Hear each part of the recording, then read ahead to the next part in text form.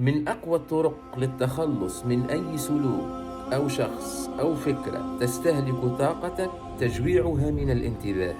أي شيء لا تطعمه سيموت.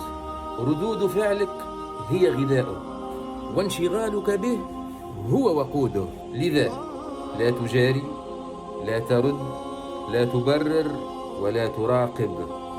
كل تجاهل هو خطوة نحو التحرر، وكل صمت هو إعلان داخلي أنك لست متاح للفوضى. ومع الوقت ستندهش كيف انتهى الأمر دون ضجيج.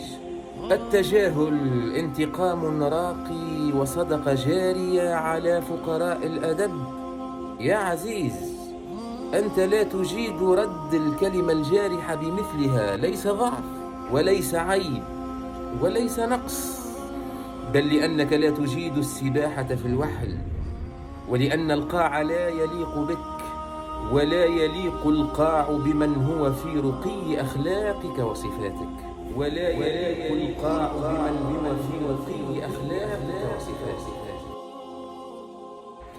والسلام عليكم ورحمة الله تعالى وبركاته.